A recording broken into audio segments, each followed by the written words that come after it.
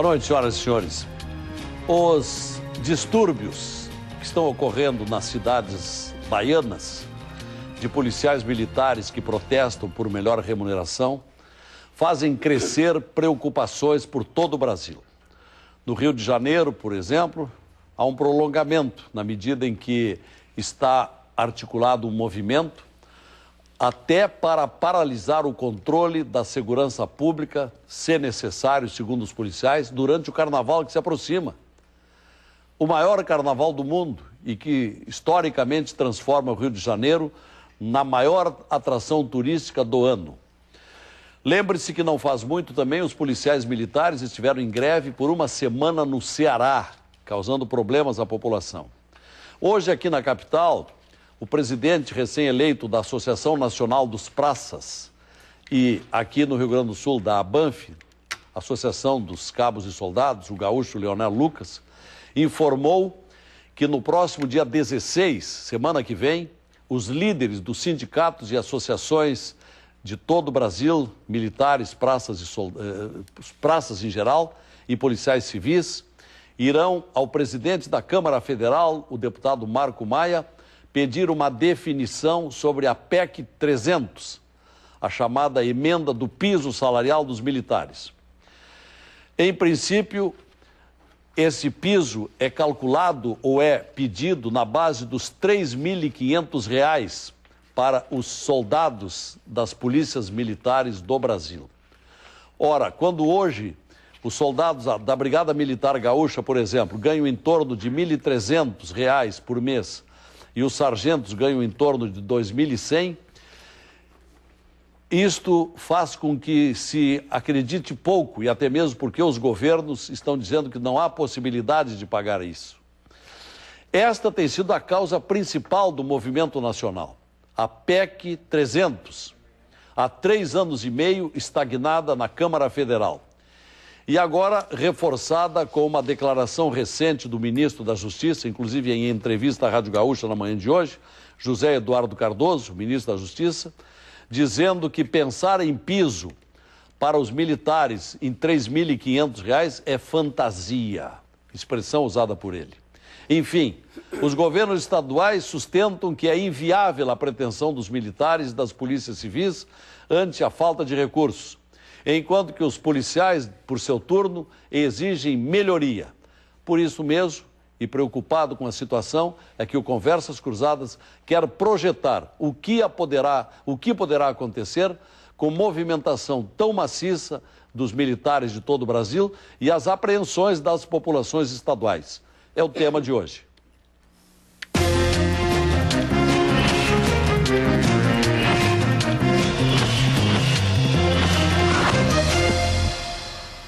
Convidados da TV Com, o presidente do Sindicato dos Escrivães, Inspetores e Investigadores de Polícia do Rio Grande do Sul, o investigador Isaac Ortiz, que ocupa a presidência pela 3ª vez na entidade. O coordenador do Fórum de Segurança Integrada da Agenda 2020, empresário e bacharel em Direito, Raul Cohen, o secretário-geral da Associação dos Cabos e Soldados do Rio Grande do Sul, Ricardo Agra, e pretendíamos ter aqui também o governo do estado. A produção do programa trabalhou a tarde inteira, fazendo contato com mais de uma dezena de pessoas ligadas ao governo, que poderiam ou deveriam estar aqui para dizer das razões das dificuldades, mas ninguém aceitou participar desse tema. De um lado, pelo que se ouviu dizer, é porque estão saturados de dar explicações sobre as dificuldades financeiras.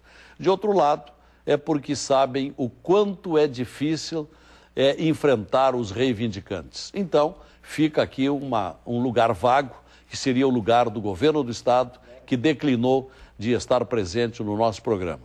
O Conversas Cruzadas tem o patrocínio de Funerárias Reunidas, Carinho, Respeito e Honestidade, Sicredi, Gente que Coopera Cresce, CIEE, Ações Sociais que Transformam, Sistema Fecomércio, com você a gente faz a economia girar, o Grupo Vilela, Auditoria e Consultoria Empresarial. O nosso telespectador, como sempre, pode dar a sua opinião para o e-mail conversas.cruzadas@tvcom.com.br ou pelo Twitter, @Conversa Cruzada. E a opinião do telespectador tem aqui o patrocínio da vinícola Laurentia. Laurentia Vinhedos do Brasil. Presidente do Sindicato dos Escrivães, Inspetores e Investigadores da Polícia do Rio Grande do Sul, que no seu conjunto, na ativa, reúnem hoje em torno de 4.800 homens e mulheres policiais, na ativa, 4.800. Qual é o quadro que os senhores nos trazem, inclusive se puder confirmar aquela notícia dada durante a tarde pelo Leonel Lucas à Rádio Gaúcha, de que a partir de amanhã, viaturas da Polícia Civil, a partir das 18 horas, não saem à rua e os telefones celulares dos agentes que têm esses aparelhos para se intercomunicarem em casos de combate ao crime, estão devolvendo os celulares. Boa noite. Boa noite, Lazier. Boa noite, telespectadores. Boa noite, colega de mesa. Bom, eu gostaria, antes de iniciar o debate, de fazer um lembrete para o governo do Estado de que nós temos 100 e poucos policiais aposentados por invalidez, muitos por acidente de trabalho, e estão há mais de 6 anos sem terem seus salários reajustados. Isso é um problema que o governo tem que resolver e nós já levamos isso ao secretário Pestana. Com relação a gente lamenta que não tenha ninguém do governo aqui para a gente poder dialogar e conversar sobre essa situação que envolve a segurança pública no estado do Rio Grande do Sul. Nós tivemos uma reunião do DEIC ontem com todas as delegacias que envolvem aquele departamento e em uma conversa com todos os policiais ali, se decidiu que a partir de amanhã, a partir das 18 horas, todos os policiais deixarão as viaturas à disposição do Estado dentro do pátio do DEIC. E será que todos os policiais concordarão com essa orientação do sindicato? Foi uma decisão tomada por eles. Por eles? Mas estavam todos em assembleia? Todos que estavam no DEIC estavam lá. Mas são 4.800. Não, o DEIC, o Departamento então Estadual. Só o DEIC. O DEIC, onde e o foi DEIC, quantas pessoas são? São em torno de 200 e poucos policiais. Tinha 100 e poucos policiais e os que não estavam lá estavam de férias ou em operações no litoral. Então são quantos? 250 policiais, 250. Mais ou menos. Esses é que não trafegarão amanhã a partir das 18 horas, com as viaturas. Deixarão lá. Isso compreende Porto Alegre, alguma cidade do interior? O DEIC atende todo o estado do Rio Grande do Sul. Ele tem abrangência sobre toda a jurisdição do estado. E isso inclui investigadores, inspetores? E escrivães e comissários que estavam lá. Os escrivães também. Não saem à rua? Os escrivães saem. Na polícia tu não tem esse negócio de ser escrivão, inspetor, investigador, todo mundo faz tudo. E muito trabalho de delegado também. Isso é uma coisa que tem que ficar bem claro aqui.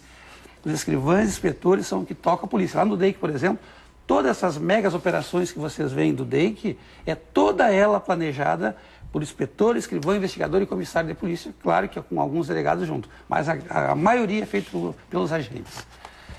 E se decidiu também que a partir das 10 horas serão entregues os telefones celulares, aqueles que monitoram as escutas. Todos os agentes, esses 200, cada um tem um telefone celular do Estado? A grande maioria tem, não todos. A grande maioria tem para monitoramento. E também entregarão as viaturas que estão sem condições de trafegabilidade. Isso é uma coisa que foi decidida, acho que já tinha que ser feito há muito tempo, a questão das viaturas, por questão de segurança mesmo. E essas operações, essa que se decidiu no DEIC, isso já vem se desenvolvendo também em outras cidades, outras regiões do estado. Santa Maria e Juiz, Santa Maria já vem fazendo há um bom tempo isso aí. Lá os agentes estão fazendo somente o que a lei lhe faculta. Isso será por quanto tempo? Olha, nós pretendemos que seja para sempre. Né? Essa paralisação? Não, essa operação legal, porque isso aí está na lei. Diz que o delegado de polícia tem certas obrigações no Código de Processo Penal ali. E aqui no estado ele não vinha cumprindo com isso. Quem vinha cumprindo eram os agentes. Num cartório, por exemplo, cada escrivão ali fica, em média, com 300, 400 processos, inquéritos à sua disposição. E ali ele faz requisições de prisões, escuta telefônica, faz as oitivas, toma depoimento sem a presença do delegado. O delegado, no fim, assina aquilo ali. E até porque achamos que essa lei já tem que ser revista um pouco, aí, porque esse código é de 1940-42. Então, ali diz que o delegado tem que estar em local de crime, tem que determinar que tipo de investigação, para onde ela vai, como é que tem que ser conduzida, que tipo de perícia. Isso quem faz é os agentes. Então, esperamos que seja para sempre, já que os delegados estão com um bom salário agora, se diga de passagem. Uma diferença de um delegado que inicia hoje, que vai iniciar em 2018 com R$18 mil. Em 2018. Mas e nós também. Eles querem que um delegado inicie com 18 e nós com 3 e pouco. Então a diferença de quase 15 mil. Vocês também então reivindicam essa melhoria a partir de 2018? Estamos juntos, queremos tudo que foi dado aos delegados, nós queremos a agora mesma já, proporção. o que os delegados ganharam? Agora para imediato. Para 2013. O que vai ser? Vai ser essa implantação aí desse projeto aí, para 2018, o salário atingir o mas inicial. então já ganham uma melhoria no a ano partir que vem. de janeiro do ano que vem. Tá. Né? Bom, mas voltando um pouquinho mais, presidente do sindicato UGEIRME, Isaac Ortiz, a sua informação é um pouco preocupante. Todo mundo há de reconhecer que os policiais realmente fazem por merecer e são mal pagos. Mas então, se amanhã à noite acontecer um crime, e tem acontecido crime todos os dias, tem acontecido assaltos, homicídios, lesões corporais, tráfico de drogas. Amanhã, então, a polícia, de noite, não vai se mexer? Deixa eu te explicar uma coisa para ti, Lazinho.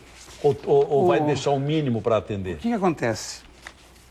Hoje, por exemplo, o monitoramento telefônico é feito pelo guardião, que monitora essas escutas telefônicas. Tá. E os agentes, cada um fica com o telefone à sua disposição para quando tocar o telefone de algum meliante, ele fica escutando ali. Está acontecendo, mas está sendo gravado também.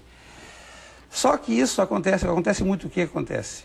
O agente muitas vezes está em casa, é madrugada. O que é esse movimento ali? Isso aí hoje no Palácio da Polícia, nós esperávamos o governador Tássio Genro para entregar um documento para ele, onde pedimos... E ele foi no Palácio da Polícia? Foi, nos recebeu e vestiu a camiseta da verticalidade. Ele vestiu a camiseta? Vestiu, botou a camiseta. Lá no Palácio da Polícia? No Palácio da Polícia, né? Só vestiu a camiseta. Só vestiu. Não disse que ia dar a verticalidade. Disse que ia resolver. Está aí ele saindo. Ele está saindo já aí. Sim. Aí essa imagem ele está saindo. Sim, ali está o chefe da polícia. O delegado Ranolfo. Aí nossos colegas da UGEIRME ali, os colegas de outros departamentos estavam ali também. Que horas é que ele esteve lá hoje? De manhã? Foi às 9 horas da manhã, na aula inaugural. Ficou quanto tempo? Ele palestrou na aula inaugural. Foi lá, palestrante lá. Não foi para tratar de reajuste nem nada? Não, mas ele tinha um encontro conosco também. Fez esse encontro. O que disse? Olha, o governador disse que vai resolver essa questão aí esse mês, né? E nós esperamos que ele resolva antes do dia 7 de março, onde nós temos uma assembleia marcada com toda a categoria. 7 de março? Daqui a um mês. Mais ou menos daqui a um mês.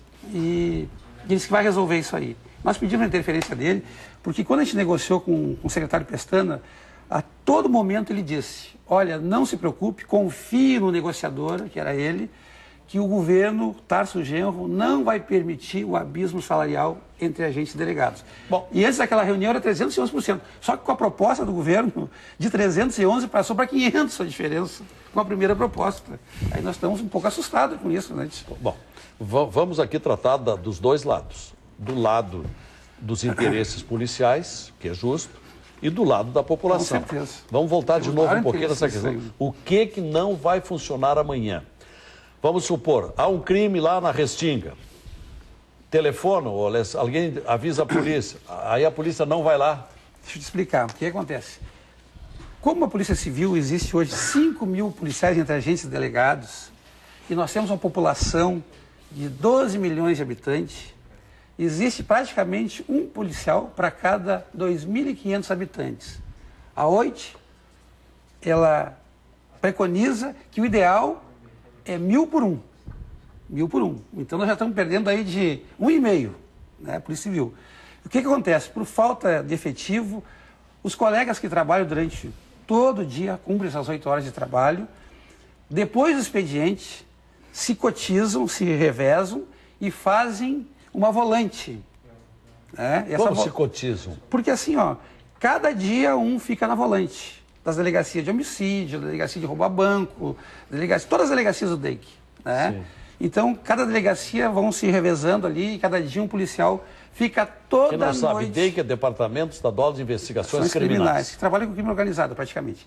E o que acontece? Esse policial, depois de cumprir toda a sua jornada de trabalho, ele ainda doa o seu trabalho para o Estado durante mais 24 horas, 12, 16 horas, e quando dá um crime no Estado, vão pegar a delegacia de homicídio.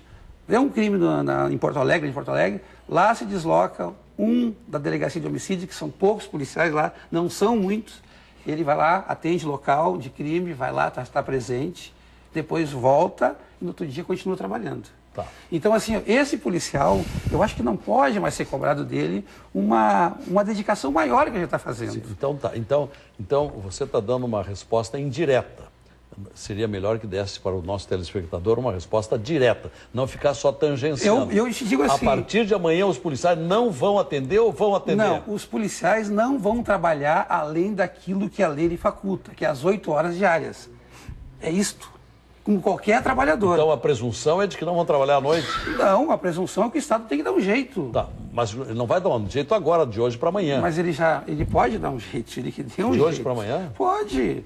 Ele que crie plantões, ele que desloque policiais, ele que faça o que achar. A O administração secretário tem que dar um da jeito. Segurança está sabendo de tudo isso? Está sabendo de tudo isso. Anunciou alguma coisa? Foi convidado também o doutor Pois Ayrton Michels. o que eu me surpreendo assim, ó, por que o Estado não vem dar essa explicação? Por que o Estado não vem? Eu não quero dizer que sim, mas eu acho que eles estão um pouco envergonhados. Porque quando tu resolve somente os problemas de salário de quem ganha mais e depois os que ganham menos e bem menos, tu diz assim, ó, toma essa migalha para ti aqui, eu acho que eles estão um pouco envergonhados. Eu acho que é isso. Dr. Raul Cohen, coordenador do Fórum de Segurança Integrada da Agenda 2020. É um homem que tem uma ideia ampla sobre essa questão da segurança. O que está achando disso tudo? Boa noite. Boa noite, Lazier. Boa noite, amigos da mesa. Eu estou perplexo com o que eu estou ouvindo aqui. Porque a sociedade não pode ficar à mercê... Não pode mesmo. E, sob hipótese alguma, da criminalidade. Nós já vimos, ao longo de muitos anos, batendo na tecla e solicitando melhorias na área da segurança pública, tão necessária, especialmente no nosso estado, aqui do Rio Grande do Sul. E, na verdade, a paralisação que está anunciada aqui é um impacto muito negativo para toda a sociedade. Eu faço aqui um apelo para que as pessoas tomem muito cuidado ao sair à rua amanhã, porque é uma coisa inacreditável. Nós temos que entender uma coisa, Lazier. Nós já pagamos muito e muito caro pela estrondosa carga tributária que é imputada a cada cidadão. Não vou falar só a classe empresarial, que reclama muito isso aí. Mas cada um de nós temos um encargo tributário tremendo. Se nós pagamos muito e não recebemos em troca a segurança pela qual nós pagamos, tem alguma coisa de muito errado aí. Isso vem ao longo dos tempos. Nós somos, quero que vocês entendam, da polícia, totalmente favoráveis que haja um plano de carreira, os salários dignos e justos. Há um descompasso grande. O policial que trabalha lá fora, em outros países, ele é valorizado, ele tem um plano de carreira, ele ganha bem, e aqui isso não está acontecendo no nosso país. Nós precisamos mudar isso. Agora, tudo que está acontecendo, Lazier, é previsível. Na nossa ótica como sociedade civil, esse impasse que ora estamos vivenciando aqui, caótico no Brasil, com os exemplos que vêm de outros estados e que se avizinha aqui para nós agora, é uma barbaridade. Nós não podemos aceitar isso aí. Meu caro amigo secretário Michels e meu caro amigo chefe de polícia, delegado Ranolfo, vocês que são parceiros e são os líderes da segurança no nosso estado, nós temos que criar mecanismos emergenciais para amanhã, para que nós não fiquemos sujeitos a sermos assaltados. Veja bem, E eu tenho que entender como é que a brigada militar, que faz o trabalho preventivo, vai estar atuando. Porque a Polícia Civil faz o investigativo, quer dizer, depois de ocorrido o problema. Perfeito. Então, nós temos que verificar essa situação. Eu vou lhe pedir para começar o bloco seguinte daqui a pouco. Pois não. Mas vamos conferir então como é que vai se comportar a brigada a partir de agora. Isso. Quando na Bahia esse movimento todo é decorrente da Polícia Militar da Bahia. Ocorrendo aí dezenas de homicídios nos últimos dias, recordes, porque a bandidagem está solta. Então vamos ouvir o secretário-geral da Associação dos Cabos e Soldados do Rio Grande do Sul, Ricardo Agra. Boa noite. Boa noite, Lazer. Boa noite, doutor Raul. Boa noite, Isaac. Boa noite aos nossos telespectadores. Eu iniciaria justamente por aquilo que o doutor Raul Konen falou. Nós temos a sexta economia, o Brasil tem a sexta maior economia no mundo, comemorada há pouco tempo por todos nós, cidadãos brasileiros. Porém, nós temos uma segurança pública que pode ser considerada uma das piores do mundo. Então, onde está o dinheiro? Se nós temos uma maior economia, se todos pagam impostos, onde está sendo aplicado esse dinheiro? E eu trouxe alguns dados do Programa Nacional de Segurança Pública, chamado PRONASSE, para ilustrar o que é que está acontecendo nessas manifestações das polícias militares do Brasil, que não é um caso isolado do estado A, B, C, mas é um caso que se torna contundente em todo o Brasil, na medida que entre 2011 e 2012 nós tivemos 11 estados onde as polícias militares decretaram greve. E em 2012 nós temos 8 estados em estado de greve. E podemos citar, por exemplo, Brasília, que tem o maior salário de todas as polícias militares do Brasil, 4.269, que está marcando isso para o... Ganha um soldado? Soldado. Todas as tabelas salariais é referência ao soldado, que é o início. Tá. Então, o policial militar de Brasília, com 4 milhões, está marcando uma Assembleia Geral para o dia 16 de fevereiro, a fim de que decida se entram em greve ou não. Mas o que acontece? Acontece que o governo Dilma e o ministro da Justiça, José Luiz Cardoso, quando eles assumiram o governo, o Programa Nacional de Segurança Pública tinha à sua disposição 2 bilhões e 100 milhões, correto? Como houve um corte de verbas no governo federal, 50% dessa verba do Programa Nacional de Segurança Pública foi cortada. Foi cortado para 1 bilhão e 36 milhões. Só os 350 milhões que estavam destinados a postos de polícias comunitárias foi cortado na sua totalidade. Não existe mais verba do governo federal para a chamada polícia cidadã, que é a aproximação dos postos, através do posto de polícia, colocar o serviço policial. E aqui, quando se fala em polícia, não estou falando em polícia militar, estou falando no policial como um todo, o aparelho de segurança pública, policiais civis e militares. E outra questão que está trazendo uma preocupação enorme. Quando o ministro, o hoje governador Tasso Genro, durante o governo Lula, introduziu o Programa Nacional de Segurança Pública, isso é responsabilidade dele quando ele estava no Ministério. O que ele fez, juntamente com o presidente Lula. A presidente Dilma e o atual ministro é que não estão fazendo, estão cortando as verbas. E um desses cortes que mais atinge os policiais é a Bolsa Formação, que era uma bolsa no qual o governo federal incentivava todos os policiais civis e militares a terem um curso de qualificação com prova,